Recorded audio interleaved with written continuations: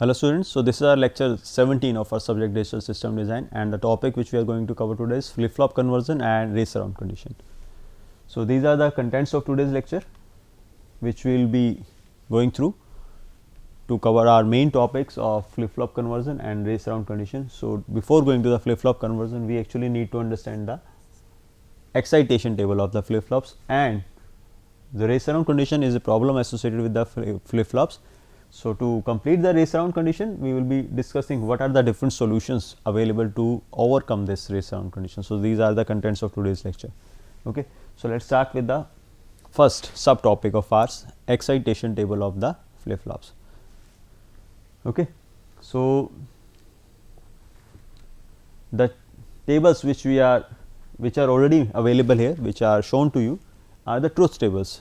So in our last lectures, we have already covered the flip flops truth table and flip flops characteristic equations, and the characteristic tables. Characteristics table were actually the extended version of the truth tables only, in which both the cases for the previous output 0 and 1 were taken compared to the normal truth table. Okay. So these excitation tables are to be derived for all 4 flip flops, and before starting with that, first we have to understand what is meant by the excitation table. In a truth table, we know that, or in a characteristic table, we know that inputs are known to us, and we are saying that for this input we will be getting this output. But in case of excitation table, output behavior is known to us. That means initially the output was this one and now the output is this one. So if this is the output transition, what can be the input? Okay. So this is the output reverse kind of thing. So output output variations are known to us, and we are saying that this output transition might be possible by this input value. Okay. So from that angle we will be referring the truth tables only to derive the excitation table. So let's start with the SR flip flop. So for this SR flip flop, this truth table is mentioned here. Okay. So we are not going to the truth table details, we have already covered in our previous lectures. Let's start with the excitation table. So in excitation table, this output transition is known to me. That means initially the output is 0 and the next output is also 0. So if there are 2 possibilities, then there can be 4 cases. So 0 0 0 1 1 0 and 1 1. The first case says that there is no change in the output, and the second case says that the output has changed from 0 to 1. Third case says that output has changed from 1 to 0, and the last case says that output has not changed from 1. That means output was initially 1 and it is also 1 now as well, or we can say the next output is also 1. So these are the 4 cases in the excitation table which are corresponding with the 4 output variations. Okay. So for this first case 0 0, now we have to observe that this behavior will be given by which input condition of the SR flip flop. Okay. So this 0 0, that means there is no change in the output. So this no change is given by SR for this value 0 0. Okay. And one more possibility, if we look at this final output only, that means the output is 0. Whatever the previous output was, now the output is 0. Now this condition is offered by SR flip flop for the input condition 0 1. So these are the 2 cases which may be possible for this behavior. So this 0 can be due to 0 0 or 0 1. Okay. So if I carefully look at this, then I can say that S must be equal to 0, R can be anything. So this R can be anything. So that's why R can be a don't care. Okay. That means S has to be mandatorily 0 for this particular output transition.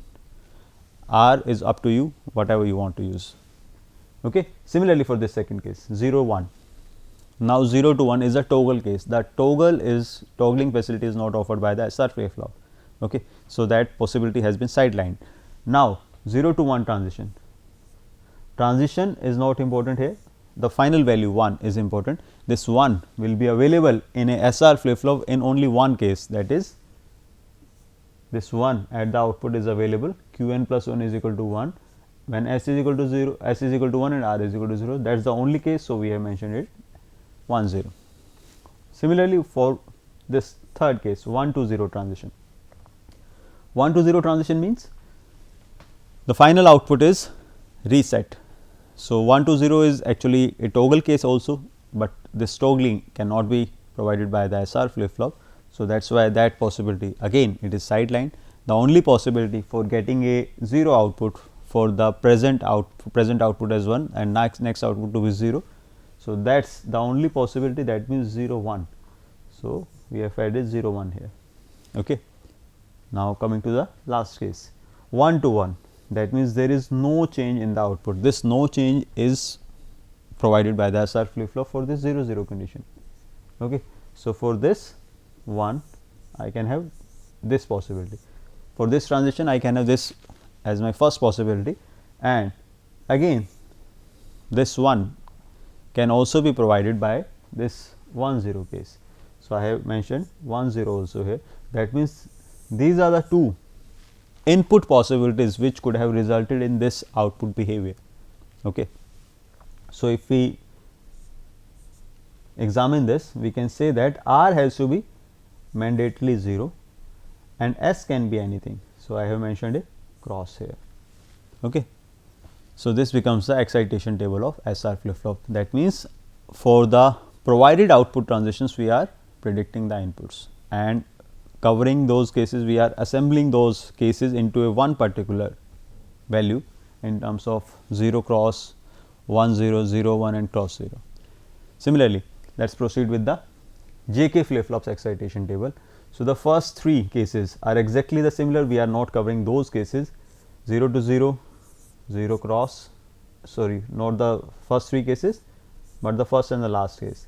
These two cases are exactly similar to the SR flip flop. I am not discussing them, I am covering the middle two cases. So, this 0 to 1, this 0 to 1 is the toggle case. Now, this toggling is offered by the JK flip flop, this in this case Q n bar.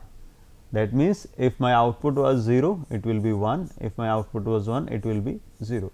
So, this is the toggling case, and this is offered by T flip flop, sorry JK flip flop for this 1 1 condition. So, for this 0 to 1 transition, this 1 1 can be one of the possibility, that output is toggled. So, input might be j is equal to 1 and k is equal to 1. And the another possibility is, if we independently look at this output, output is 1. So, in a JK flip flop output is 1 when the inputs are 1 0. Okay. So, I have mentioned these two cases for this particular output transition.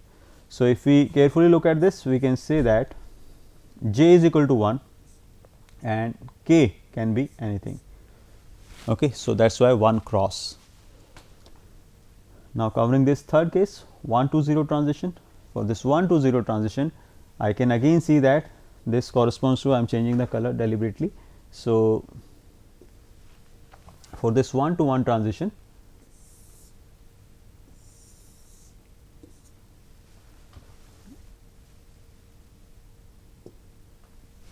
for this 1 to 1 transition, not this 1 to 1, for this 1 to 0 transition, this one. Okay. For this 1 to 0 transition, one of the possibilities is 1 1, okay, and one of the other possibilities that I am getting a 0 output, this must be due to 0 1. So, these are the two cases which might be affecting this output behavior. So, from this I can see that k must be equal to 1 and j can have any value. So, cross 1. So, this becomes a characteristic equation of a JK flip flop. Okay. Similarly, we can proceed with the excitation table of the, this is the excitation table of the JK flip flop, SR flip flop. Similarly, we can proceed with the excitation table for D flip flop and T flip flop. So, this is the truth table of a T flip flop, sorry D flip flop, okay, which is quite simple, that if input is 0, output is also 0, if input is 1, output is also 1. So, from if the truth table is simple, then the excitation will also be very simple, because in this we know that q n plus 1 is equal to D. The same philosophy we will be using to derive the excitation table. So, the output changes are still the same 0 0 0 1 1 0 and 1 1, but it is well known to us if this is the final output q n plus 1, because in a D flip flop there is no cases like no change, toggle, there are these two cases are not there, either the output is 0 or the output is 1. So, if I am getting a 0 output finally, the input must be 0. If I am getting a 1 output, input must be 1. If I am getting a 0 output, input must be 0. If I am getting a 1 output, input must be 1. So, this is the simple excitation table of D flip flop. Now, coming to the T flip flop, and in a T flip flop now we can see that on the output side there are no 0 or 1. On the output side either it is saying that whether the output will change or it will not change, either the output will change or it will not change. So, 0 and 1 are not there. So, we will not be observing these final values only, we are just looking at the transition 0 to 0, no change in the output, that means it must be due to t is equal to 0, 0 to 1 output has changed. So, it must be due to 1, 1 to 0 output has changed, again it must be due to 1, 1 to 1 no change in the output. So, it must be due to 0. Okay. So, this is the excitation table of the all the 4 flip flops. So, which we are going to use while performing the conversion between the flip flops, which is our next topic. So, these are the steps for flip flop conversion. First of all, we have to identify which flip flop has to be converted into which other flip flop. So, given flip flop and target flip flop are to be identified, and target flip flops truth table or we can say the characteristic table is required, and excitation table of the given flip flop is required. So, these requirements are to be cleared before starting the question, okay.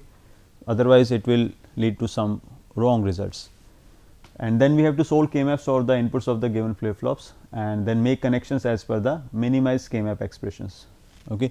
So, these steps will be more clear when we will be converting a flip flop into another flip flop. So, let us start with the SR to JK conversion. So, SR to JK conversion we are going to perform. Okay. So, for this SR to JK conversion, this SR is the given flip flop for which I need the excitation table, requirement is excitation table, and target flip flop which I am going to design is JK flip flop for which requirement is truth table. So, these requirements are listed here, okay, excitation table and truth table of SR and JK respectively. So, how these tables are going to be used to perform the conversion? So, first we have to mention the from this truth table we have to write the characteristic table of the JK flip flop, which we have already done in our previous lecture when we had calculated the characteristic equation of JK flip flop. So, without wasting time I am feeding these values 0 0 0 0 0 1 0 1 0 0 1 1 1 0 0 1 0 1 1 1 0 and 1 okay.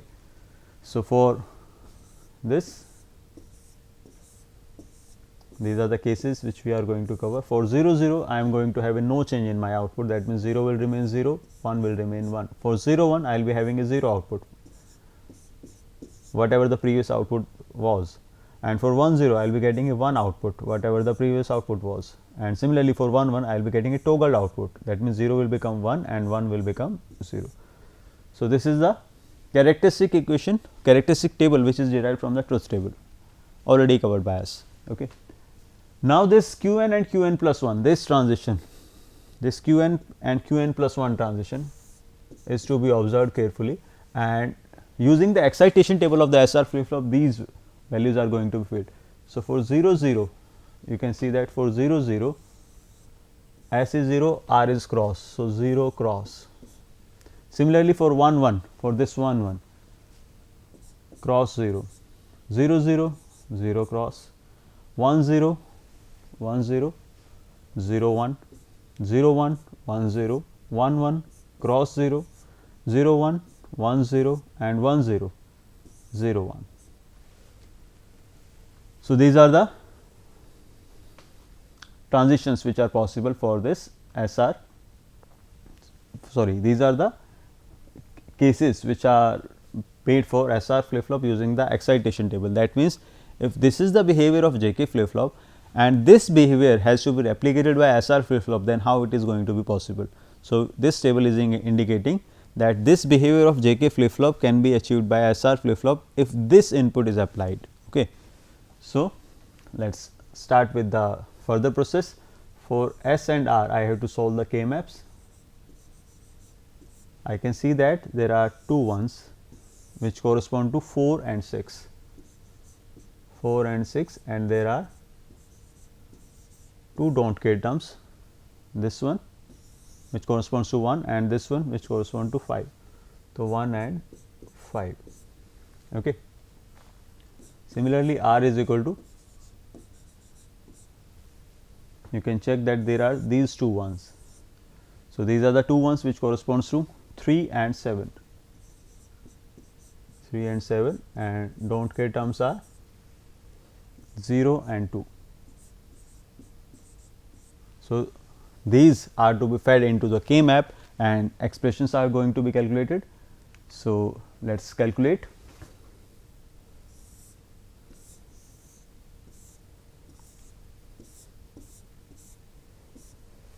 So, 4 and 6, 0, 1, 2, 3, this is 4, 5 and 4, 5, 6, and 1 and 5 are don't care, 0, 1, 2, 3, 4 and 5. This is for S. So, we can see that this is going to be the single pair, that means S will be equal to, if I mention these values, J, K, Q, N. So, this is J, this is K and Q, N, 0, 1, 0, 0, 0, 1, 1, 1, 1, 0. So, this is very much clear that S is equal to J from the row side, and this 0 corresponds to Q n bar, J Q n bar. Similarly, if I prepare a K map for R, which says that the min terms are 3 and 7. So, 3 and 7 becomes 0, 1, 2, 3, 4, 5, 6, 7, and the don't care terms are 0 and 2. So, 0 and 2. So, this is the don't care term 0, 1, 2. This is the second don't care term. Very much clear that this is going to be the pair. So, R is equal to K, Q, N. So, these are the K map expressions which are obtained for these S and R inputs. Generally, before the today's topic, we have prepared K maps for the output of a circuit, but this time we have prepared the K maps for the input of a circuit. That means, these circuits are to be prepared, this JQN and KQN are to be prepared using AND gates. These are the products only, but these products will not be our outputs as mentioned by the expressions. Okay. These are not going to the outputs, but these products are going to be fed to the inputs of the JK flip flop. So, let us start making the circuit for this. So, S is equal to JQN bar, R is equal to KQN. So, I am mentioning it here, S is equal to JQN bar and R is equal to KQN. Okay. So, that means this flip flop is provided to me,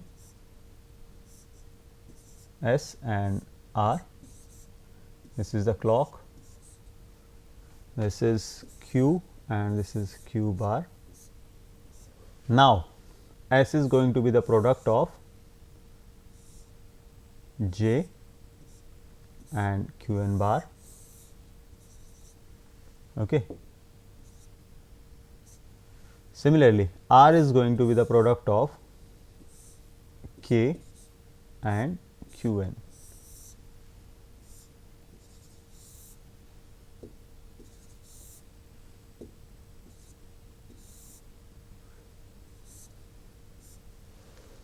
So, this is the conversion of JK flip flop, that means conversion from SR to JK flip flop.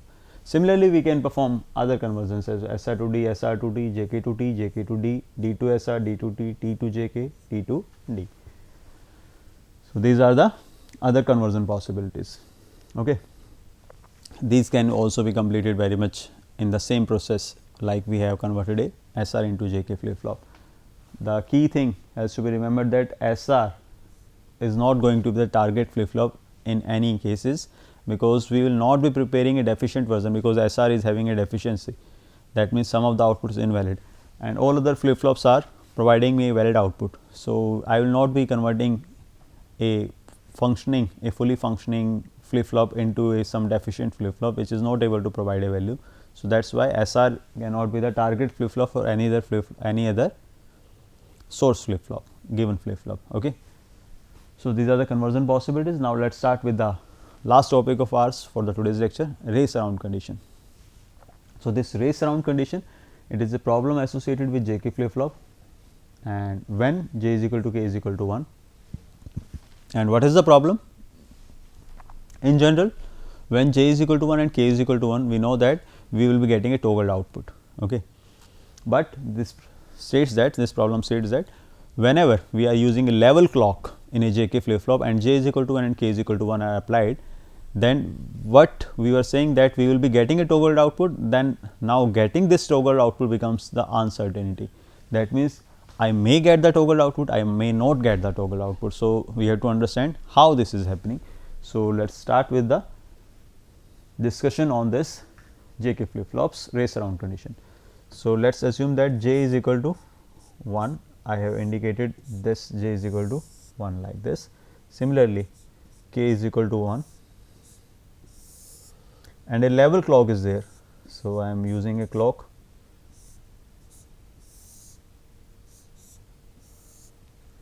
So this is a positive level, clock is positive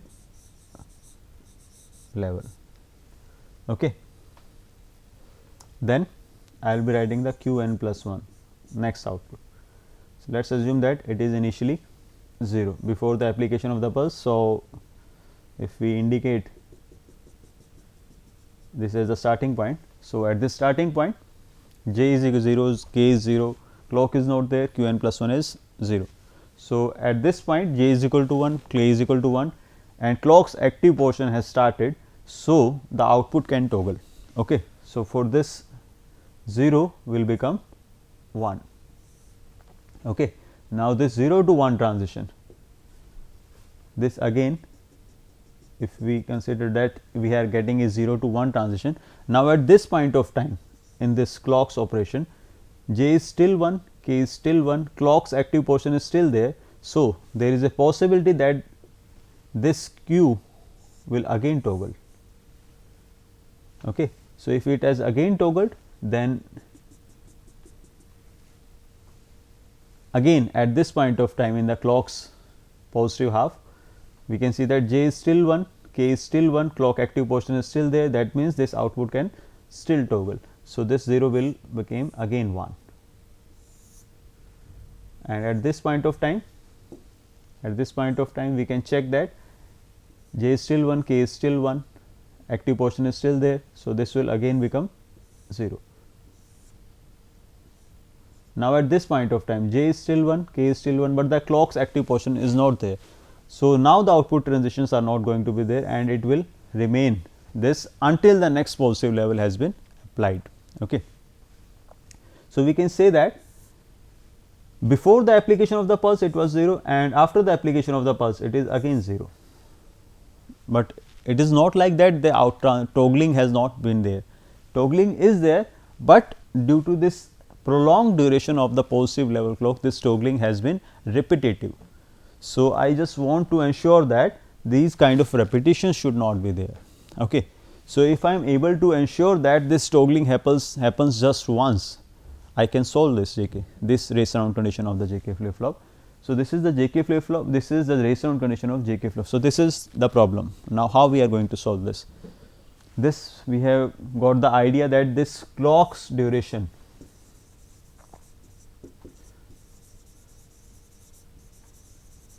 is a important factor in causing this race around problem. So if we are able to limit this duration, then this can be one of the solution. Okay. So let us start that if we are able to reduce the clock duration, this becomes the first solution. If we are able to reduce the clock duration, then that means T clock should be less than T input. What is this T input? That means the transitions between the input side. So if we are able to reduce the clock duration in such a way that it is less than the amount of time for which that input will be detected. Okay. So, if this is the case, but it should not be that minimum, so that it goes undetected. It should not be the case that clocks comes and goes and the circuit is not able to even detect that clock was there. Okay. So, that means it has to be greater than some certain minimum value. So, this becomes the first solution of the race around condition. Now, coming to the second solution, we were reducing the clock duration. Now, it cannot be less than a microsecond, millisecond, it has to be some greater than some value. But so, generating these kind of clock with such small duration becomes a complex task. So, rather than going for reducing the clock duration, I am shifting my working region from a level to edge of the clock. That means, now I am not interested in this level might be anything, I will be dealing with these edges only. Okay. So, if these edges are going to be there, that means the input will be accepted only at these edges only. So, if this is the case, that means we are going to give the circuit only just a fraction of a time to respond to those inputs. So, that multiple toggling issues are resolved. Okay. So, this is the second solution, and the third solution is the master slave flip flop. Master slave flip flop says that instead of using a conventional JK flip flop, you can use a JK flip flop which has been derived from SR and D flip flop. Okay. So, master is a JK derived from SR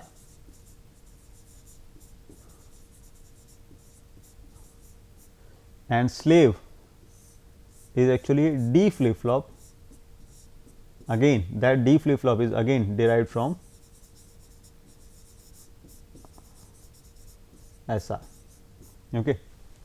So, let us cover this possibility. So, this thing we have saying that it is a master and it is a slave. How we are saying that this is a master? Because we see that if this wire which is reaching not this Q point, but this must be connected to this Q bar, instead of this Q it must be connected to this Q bar. So, this connection is not there. Okay. Similarly, this K must be connected to this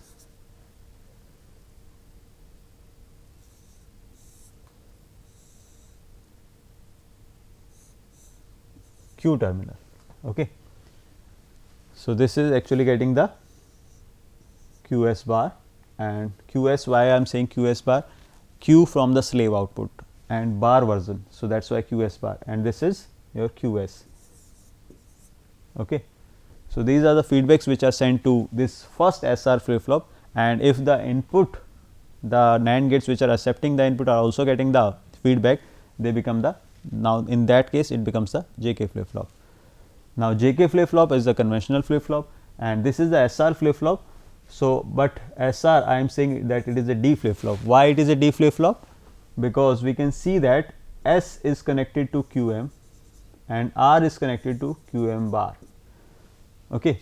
So, that is actually equivalent to a NOT gate between the S and R terminals, and if a NOT gate is present between the S and R terminals, then that SR flip flop becomes the D flip flop. Okay.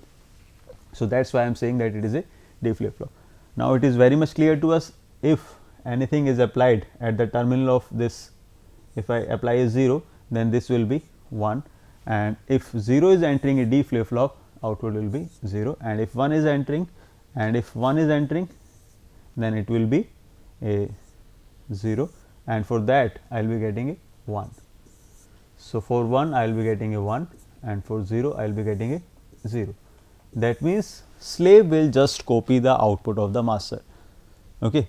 So, the main operation will be done by the JK flip flop only, and the slave will copy that output, and once it copies that output, it cannot be changed. Okay. So, that copied output will be considered as the final output, which is taken across a D flip flop. So, if final output is taken across a D flip flop, this race around condition avoided. Why? Because output is taken across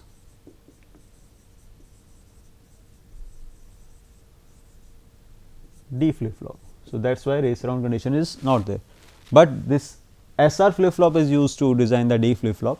So, this 1-1 condition of SR has to be avoided, which we have clearly seen that it is avoided by using QM and QM bar connections. Okay.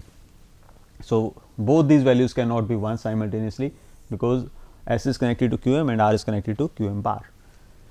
So, this is also resolved. Now, what is this NOT gate doing here? So, if I am using a level clock here, so if positive level is used by the master, so that master will work in the positive half, output will be there, and once this output is there, then this NOT gate, and when the master is working for the positive half, this NOT gate will be converting that positive half into a negative half.